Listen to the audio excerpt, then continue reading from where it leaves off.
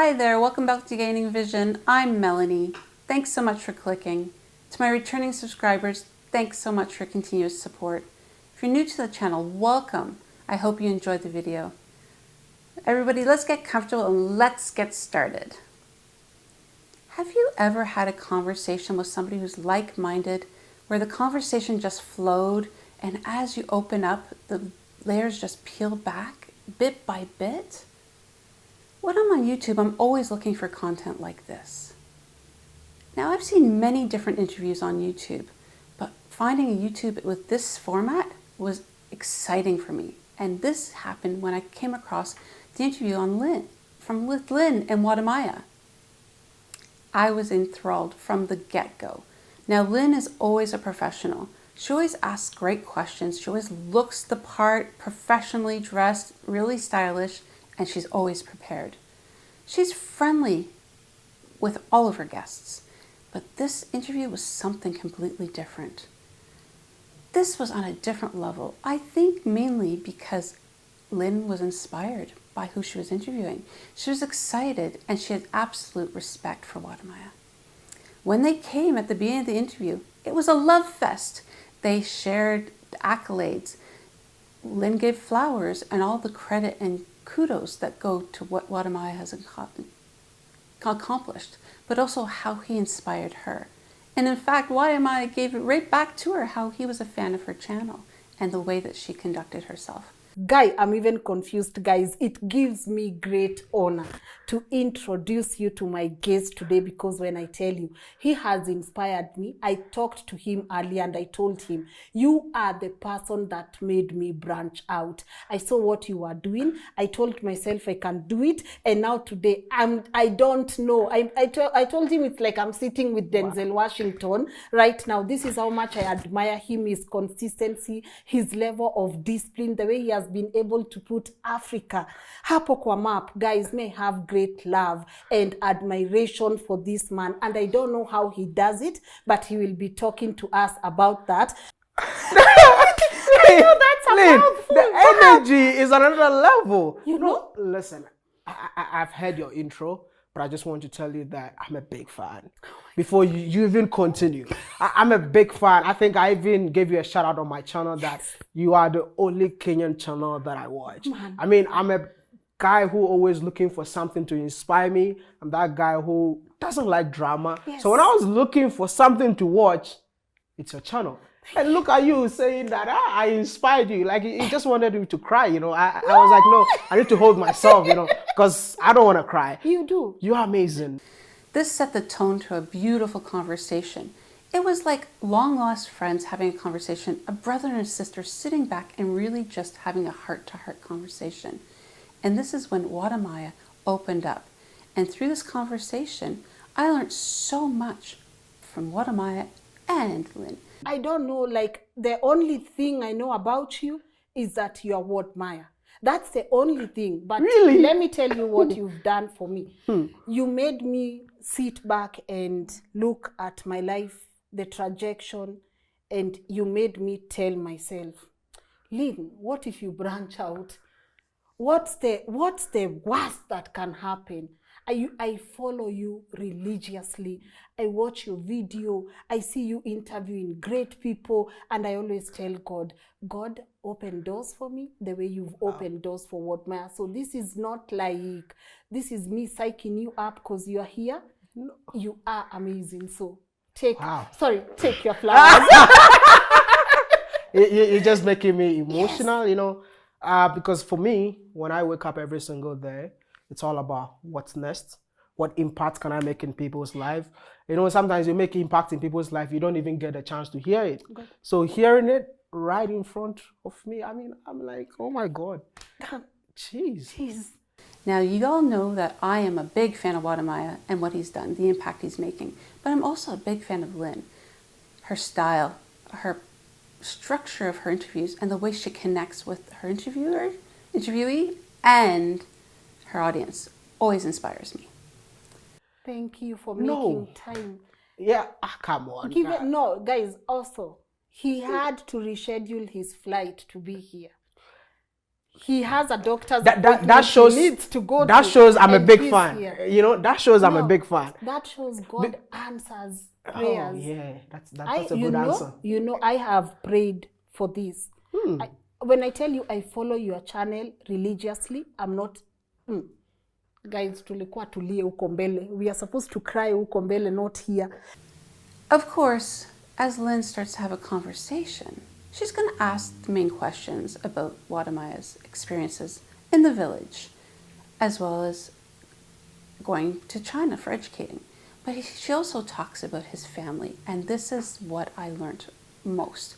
What's his journey? I was born in a typical village in Takrade, Ahin Coffee Chrome.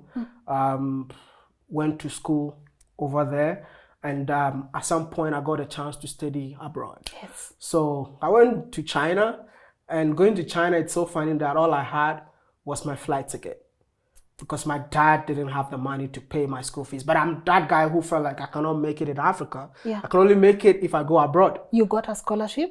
I got a scholarship to study in the UK. Yeah. But visa denied.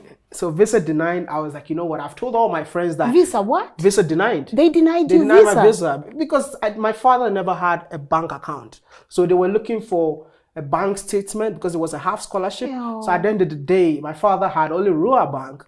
So they ended up not giving me the visa. So right from there, I found myself in China telling my uncle, please, I just want to get out of here, because I've told all my friends that I'm going abroad. So I'm not going to go to university in Ghana. Now my uncle told me I can only give you your flight tickets. My first time on a plane from Ghana to China. I got to China, stayed for 3 months without going to school because I didn't have money to pay my fees. So I ended up staying at one place. That's how I ended up learning Chinese. Just with the people that clean my dormitory that time. They come, everyone is in school. I am in my dormitory. So they come, they sit next to me, teach me the language. So 3 months, my father had the money for me to pay the school fees, which I paid first 6 months. And that is the only school fees that my father paid for me till I graduated from university. The rest, I did all by myself. Oh. So living in China, I used to sell hot dogs, you know, like... I have pictures and videos. You can go check it out. I used to sell hot dogs. I used to sell burgers. Yes. You know, German. We say it's German hamburgers and stuff. We sell it to Chinese people. I used to teach English in China to Chinese kids who want to learn how to say hello, how are you? One of the biggest thing that happened to me was when I became a lecturer in my university. Yeah, when I became a lecturer in my university, the school fees was like the money. The salary was huge. You know, when I became a lecturer, the salary was huge, and that's how I even managed to pay most of my school fees. And also, there's this business that I used to do. I bring students from Africa to China. And when they come, the school gives me 5% of their school fees annually. So I use the 5% of their school fees. At the end of the day, I think I even stopped taking that money after I graduated. Oh, really? So that's how I managed to, live in China from 2013 to 2018. Yes. I've heard the stories of how he respects his parents and his family and their life together. But what I saw in this interview is how they both connected with the power of family, the importance of family, and how having parents that inspire and guide you and give sage advice, this is a powerful tool. Wadamaya shares this with the story of the advice his father gave him about his YouTube channel. My dad get the chance to see one of my videos, and as a pastor's son, why are you doing this in school? What kind of image are you putting out there? People in church might think that, I can't train my own son, and I took you to school to be an engineer, not this. So my father stopped talking to me for like 2 weeks. Then I called my mom, and I spoke to my mom, Auntie Maggie, like, I really love making videos, but I don't think I can change since my dad is telling me to stop. I don't think I can stop. So my mom said, but why are you doing this? What are you going to get from it and all of that? So I started like explaining things to my mom, and she told me that I'm going to talk to your dad for you. 2 weeks later, my dad calls me and asks me, come back home. I thought that was the end. I thought when I come back home, I cannot make it back to China. So I came back home to Ghana, sat down with my dad, and my dad told me, you know what, you speak Chinese. Why don't you start changing the way Chinese people see Africa? Because I've been complaining about racism sometimes to my dad. It's like, oh, I think that makes sense. That's why my dad sent me to go and do my first ever video in Ghana about what Chinese people are doing in Ghana. Yes. I recorded that video, went back to China, posted it. Everybody was amazed, like, wow, we never knew this is what Chinese people are doing in Africa and all of that. Then I did the same video in China about the questions that Chinese people ask Africans, and I was just trying to correct all of them. At the end of the day, I woke up, the videos were everywhere. And that's when I found out that, okay, this should be the purpose of changing the way Chinese people see Africans and Africa. Yeah.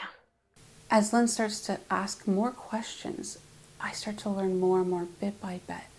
Of course, as Wadamaya is sharing his journey, we're hanging on every word because we want to hear. And Wadamaya shares different stories each and every time about his experiences. He shared about so many aspects, but a lot of it was about the struggles he encountered in life as a young boy, but also about the positive side. See, that's one thing I love about Wadamaya is he's always so positive, even when he's talking about struggles. He talked about growing up in the village and about so much happening there. The negative times, the struggles they had with electricity, food, having to carry his books in his rice bag, but also about the wonderful, kind-hearted father who had a passion for education. And but before we even get to you leaving, talk to me about your dad and your family, because to me, it feels like education to your dad is very important. I know he's no longer with you, our condolences, but what kind of a family setup did you grow and what are your beliefs that made you want to push hard and hard? Are you, you know, those kids who, daddy, I want a Maserati. Okay, when my husband said, dad, I want a Range Rover, have a Range Rover. Or it was that family that had nothing. It was that family that at some point we slept 1 year without electricity. It was that family that during Christmas, that's the only time we get a chance to eat the meal that we want. The meal that we want, I'm talking about fufu with some meat, you know, in there. And this is the same time that there was a woman that my mom was owing. She came and saw us eating because we used to eat together as a family. She came and just took the whole bowl and dropped it to the floor by telling my mom, you owe me. And that money was 20 cedis. I recently found out that the woman lives next to our house now. So I just found out 2 days ago. So I'm actually going to go see that woman once again as soon as I get back to Ghana. Yeah. It was that family that... it was a humble beginning in terms of my dad loved everyone. He was the chair of the PTA and always opened his home to many people that wanted to be educated. So what Wadamaya shared with his family wasn't just his siblings and his parents, but others that would come and stay with them. This showed the true value of family and the impact it has. My dad was a big fan of education to the extent that he can go out, see street kids, bring them to come and stay with us and take care of them to go to school, even though this guy does not have. But he was a PTA chairman. I don't know if you know, Parent Teachers Association chairman in the school around our area. So because of that, he was taking all the kids to the school, even though he doesn't have the money. So I grew up with a big family. There's so many people that I grew up with. It's not like they are family members, but they stayed with us till, you know, so I can... Because of where I'm coming from, I can sleep anywhere. Wadamaya shared the struggles in China, about how he faced many challenges, but he also shared the positive sides as well, the people he met, the positive experience of being a lecturer and being educated in China.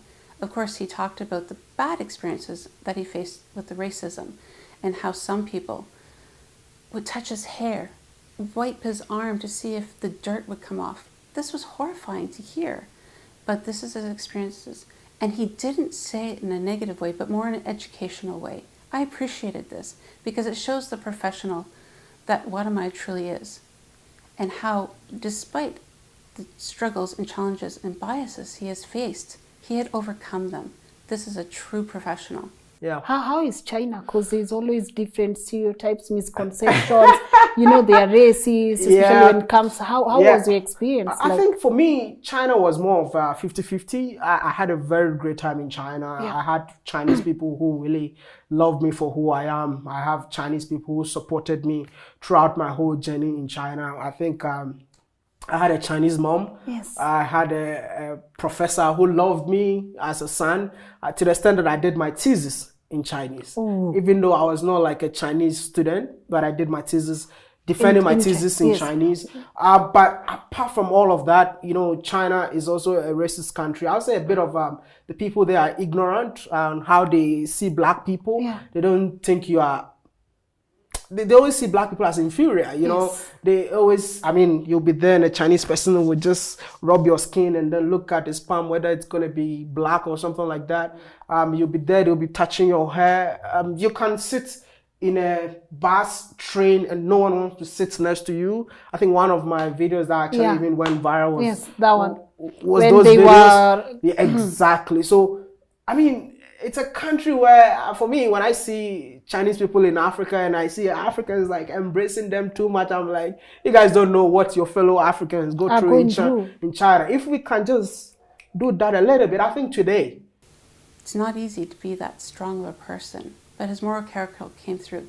And as Lynn started to peel back the layers and they started to have a conversation about different areas in life, whether it was about YouTubing, the struggles about being on YouTube, the lessons such as, I love this one, the importance of consistency. And sometimes you don't feel like doing content, but how important it is. What Amaya shared, how important it is to be consistent, how important it is to really value your subscribers, because after all, he shared he wouldn't be where he is without that component. So when I moved to Africa, you have no idea, I was not sleeping. Because in my mind, we have to pay that loan.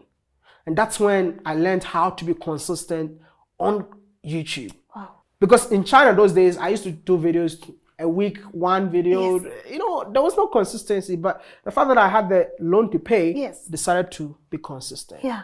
And then we paid this loan. Yeah. And in 2019, I called this guy to join me in Africa. He came to spend time with me in Ghana. And then he went back. Yeah. But I have never left since that time. Lynn and Wadamai also talked about some really big, powerful topics, especially about poverty and how this really impacted both their lives and how they strive to do so much more. This really touched my heart and something that I think it's important for all of us to really understand and remember where we come from, our humble beginnings, and how some experience poverty differently than others. So powerful. I don't want to go too much into details, but Lynn, this is my story. And you know what it is to have it all and to lack. You know what it is to have a full meal and have nothing.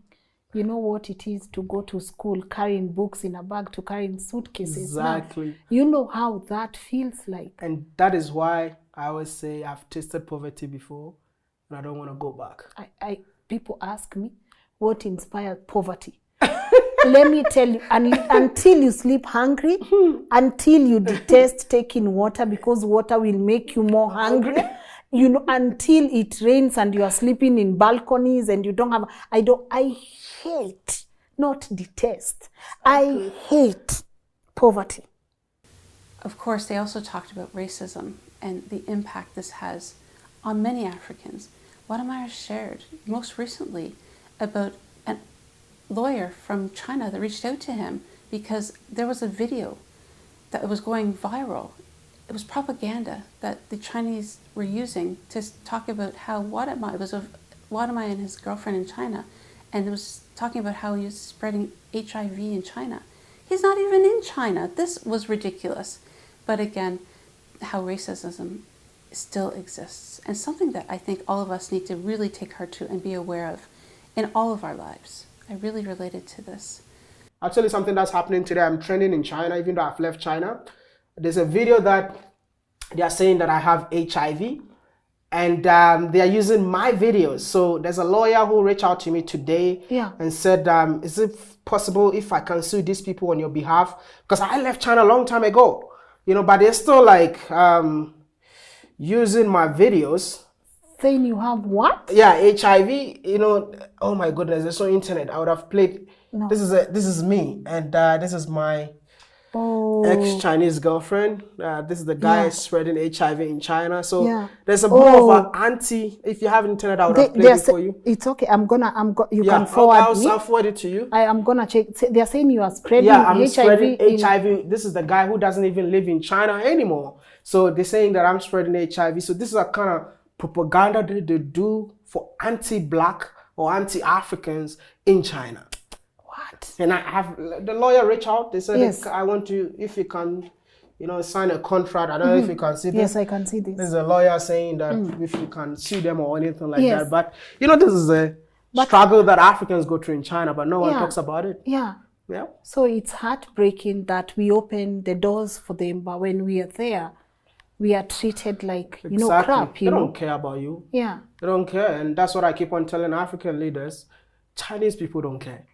Their general conversation about Africa in general, about COVID. Wadamai has shared something really powerful about COVID. When we were all locked down, he was stuck in Ghana for 7 months. Now, he could have just done vlogs at home and talked to the camera, but no, he put himself at risk and went and traveled in Ghana and stayed in some lodges. And this is where the entrepreneurship series started. And I love that series. You guys know I've shared many videos on this. He shared how having the connection with people and sharing their stories really inspired him, and how he was able to share what he learned from these people with the world, and how people love these videos, including me for sure, but how some of them, he was shocked at the amount of comments and about the power of connection, how each entrepreneur shared another person for Wadamaya to interview. This is powerful stuff. This is something I was taking away, that he talked about his network is his net worth, that every connection he's made as a YouTuber has power. He may not have always agreed with the people or liked their character, but that he respected the network he was building.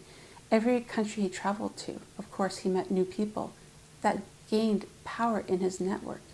And Lynn was listening with attentive listening, because she too has great connections and built a network.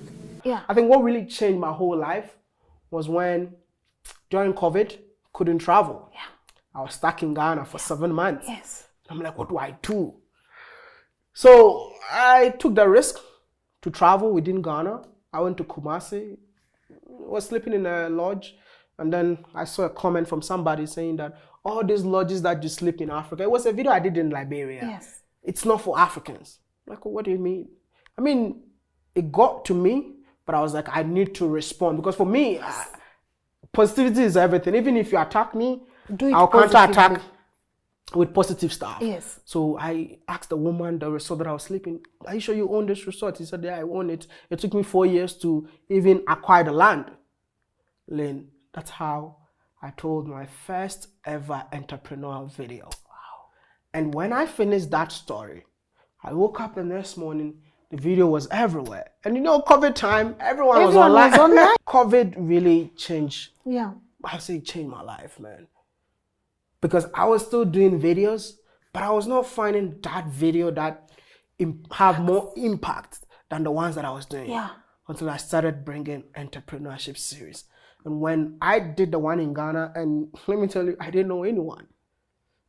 Then I asked this woman, yo, do you know anyone here who has a story to tell? I said, oh, there's this man that I know. Then I goes to the person. And I asked him, do you know anyone? Do you know? That's how I did all the videos that I have. It was through people. Wow. Importance of networking. Your network is your net worth. I always tell people, don't burn bridges. Don't burn bridges. Don't burn bridges. Like I always wanna, everyone has their own character. Yes. Maybe you might not be a big fan of somebody's character, yeah, but that network, yes, because you might need him somewhere. It's very important. Yeah. So I built on that network, and believe me or not, I don't know who I can interview right now, because I have everyone on my network right now. Almost everyone. Yeah. And This is what COVID did to me. This powerful piece of advice for us all, whether it was during COVID when many of us were locked down and staying home, he showed us what was possible by just connecting with people in different ways. Powerful stuff. They also talked a lot about Africa. And I really learned a lot here and how it's so important for people to see about the positive side of Africa, whether it's the beautiful country, the people, they're hearing their stories, but how Africans were talking about how they didn't know so much about other countries in Africa. They were surprised to hear that they could understand the languages being spoken. And both Lynn and Wadamaya shared how it's so important for Africans to really, truly connect with one another. They talked about a borderless Africa because of the difficulties to travel to and from country to country with the visa process. I was surprised to hear to go to Angola, you have to put your letter of intent in Portuguese. This was shocking to me. And I have been moving from one country to another. The whole concept was to promote Africa to the world, to change, like I told you, to let Chinese people know that Africa is not what they think. Yes. But then when I started traveling in Africa, I found out that even Africans. They don't know that this is how beautiful Kenya is. Yes. They don't know this is how beautiful Ethiopia is. Rwanda. I saw you in Namibia and I was like, we go to Dubai for the safari, for the safari, the desert safaris. And we have an incredible one here. Exactly. Even me, I was ashamed. Like if I want a desert safari right now, my mind goes Dubai. But after your video, my mind is like, honestly, I have to go to Namibia. What hurts me though, in the course of you showcasing beautiful African stories, you've been arrested. You've been dragged around, you've suffered matters visa, and I understand it's a process. But where I agree with you, I don't know why I need a visa to go to another African country, where else someone from the US or wherever, they come and get visa on arrival. And me, I need to use so much money even to visit my tribe outside Kenya. That's one thing that really makes me sad whenever I travel within Africa. I mean, being in Africa as an African, it's extremely tough to travel within Africa as an African than even an European or American. Yes. I mean, why do we need visas to travel different African country? We are going to Angola, and if you see the visa application requirement, the documentation, for you to apply for visa, I'm like, am I going to steal something in Angola? So they understand that even my letter of introductory, I need to write it in Portuguese. I really appreciated hearing how they're passionate about politics and the need for Africans to work together to be successful, and how they both see such possibilities in Africa, how they see the future of Africa and what they both like to see. But this came through in the conversation, their passion and love for their country. And I always say, I don't know if the AU really functions. I really don't know what these guys meet, what they talk about. Yeah. Because Africa will continue to be where it is if we don't start thinking about how to allow Africans to travel from one country to another. That's what I really love about Uhuru Kenyatta. Yes. He gave incredible speeches about, how we need borderless Africa because this creation is not our own. But I don't know if it will change someday. Yeah. I really don't know. Yeah. Maybe our generation. Our generation. Yeah. We gotta be hopeful, but at the same time, it has taken too damn long, Like, this is long. Like, it's not even a matter of, it shouldn't. Like, it's easier. I want to feel the way I feel when, going to Ethiopia or Rwanda, visa on arrival. It's easy. And we're just the same people. And we're just the same people, the same people. Ah, God. I did a video in Uganda. Yeah. And the people were speaking Luganda. People from Zimbabwe, South Africa, Congo, everybody in the comment section were like, how come I can't understand this guy? Yes. So, we're just divided by the borders. It's about time to allow Africans to integrate, for us to get to know each other more. Continue pushing for that. For me, that's important. Also, what I learned is the importance of the impact true love makes on a life. When Wadamaya talked about Miss Trudy, I was in awe. he lit up from inside. His true love showed through in every word that he shared about Trudy, his admiration on her hard work, dedication, and how she changed him. This was so powerful because I think all of us find that special someone in our lives, but do we truly understand the impact they've made on our lives? And do we respect them the way that Wadamaya respects Trudy? I think I would say God first, because we have the same beliefs. I put God first in everything that I do. She put God first in everything she does. You know, I just love her not because of YouTube. I love her just because of who she is. Yeah. And I always put that first before even the whole YouTube thing. If it were to be me alone, most of you would not even see some of the videos that you see, you know, but at the end of the day, she's a lifestyle content creator, and what we have to give to you people, we'll give it to you people. But most importantly, I feel like she changed me for who I mean, I was a very stubborn guy. Really? Very. You? Very. Hard-headed and very stubborn guy, you know. But Trudy grounded me. Trudy made me, you know, focus. And I think I hit 1 million subscribers faster. I think even because of Trudy. We really understand each other. It's not about competition for anyone else. It's all about us building ourselves. Yeah. And that is the most important thing. Yes. So, I mean, people say whatever they want to say. Yeah. Lynn appreciated the way that they show family in their relationship, not only just between Miss Trudy and Wadamaya, but with the parents as well. I wish you all the best. Thank you so much. You know, may God bless your family. Amen. I see the respect that both of you have for each other's parents. Yeah. You know, there's a day I was watching a video, the respect you have for the dad. You know, you came to surprise her and the dad was there. And I could see how the dad was relating with you. So much grace. Yeah. So all the very best in Thank your you. family, and Thank say you. hi to her. I will. When you get back to your home. This was beautiful because Lynn is very passionate about family as well. And again, in this conversation, as they're having this conversation back and forth, they shared their love for the families, for Miss Trudy, the work that they're doing, the admiration that Miss Lynn had as well for her. I think also a lot of young people with families also kind of get inspiration from you. You have this beautiful image of an amazing family man. And I know you don't put a lot of your personal details out there, but your relationship with one other content creator that I respect so much, Trudy, back in 2017, I started following her from Kitambo, way back, you know, even before you guys became an item.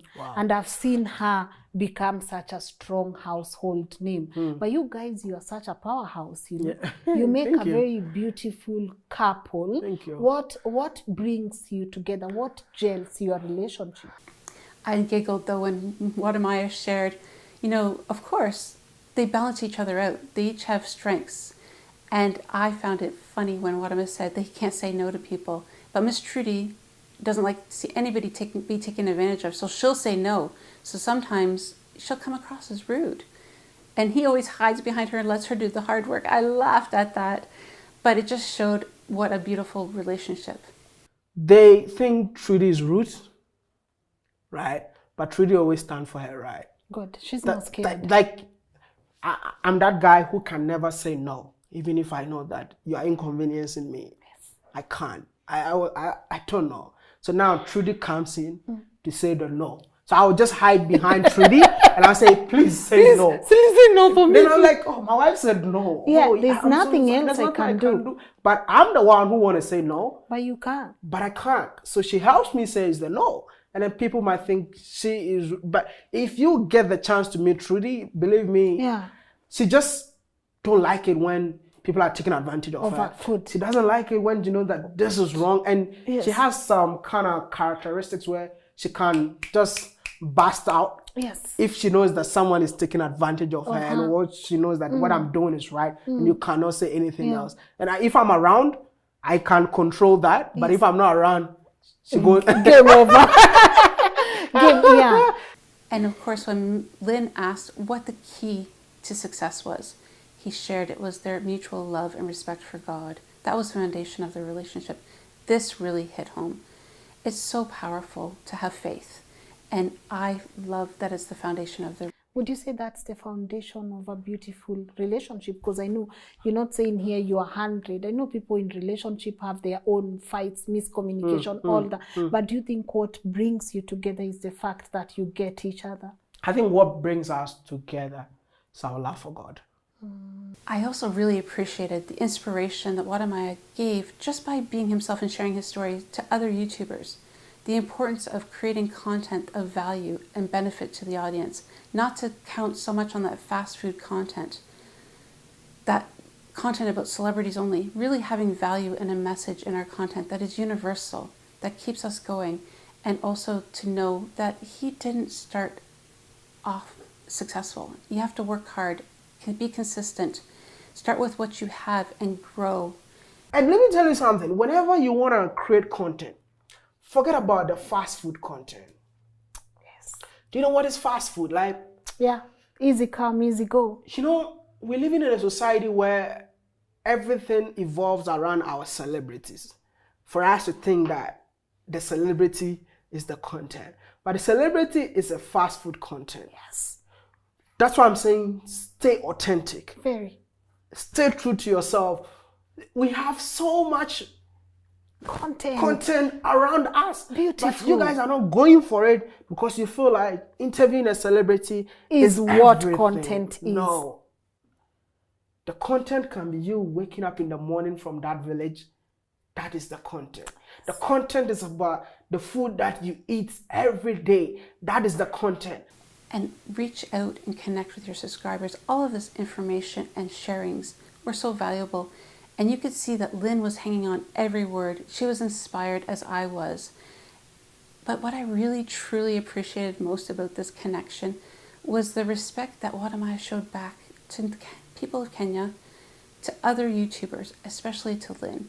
He invited her to come to Ghana, to stay, accommodations on him, and to feature her and her story on his channel. And this shows a true professional. If you ever decide to come to Ghana, no, I'm gonna come. Just let me know. Yes. Accommodation is on me. Oh yeah. Accommodation is on me. You cannot come to Ghana and hire an apartment. Accommodation is on me. Yeah, so just I'm inviting you officially. Thank Yeah, come to Ghana. Thank you. And come and do what you're doing in Ghana. Probably a lot of Ghanaians might love you to interview them than what am I interviewing them. Yes. So yeah, we'll be waiting for you. I appreciate you. This is for me is a dream come true. Come on. It's that give and take, not always to be the celebrity. And this is what I love. Wadamaya is humble. He's genuine. He's authentically himself. He doesn't see the impact that he's making on others to the point where he's got a big ego. He is genuinely shocked every time. That's why he was so emotional throughout this interview when Lynn was singing his praises, speaking so highly of him, and also by seeing the impact he was having on her and on other YouTubers. This interview really touched my heart and taught me so much about being an effective YouTuber, the type of connections that we should have on the camera with our audience, as well as in our everyday life. The value of family, the value of the impact we have, knowing that poverty and racism exists in our lives and we have power to change this in our everyday lives, and it is our responsibility to take those actions. Both Lynn and Wadamaya are excellent examples of how we can be and how we should strive to be.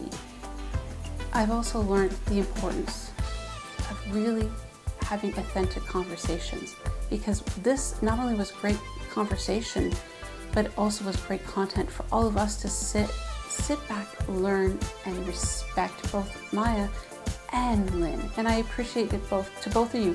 Thank you for all you continue to do, the impact you're both making on the YouTube streets in this world. I've learned so much, and I hope that you guys have also. I encourage you all to check out this interview. Watch it yourself. I'd love to hear what other nuggets of information and inspiration you've picked up. Drop them in the comments. Let's have a conversation about it, because this is how we learn and grow. Stay positive as both Maya and Lynn are in all of their interviews. Make sure that we have content with impact, and let's try our very best to be the best version of ourselves and continue to make impact on these YouTube streets. Until next time, please take a second, hit subscribe, like, and share, and don't forget to hit that notification button. And until next time, we'll see you later. Bye.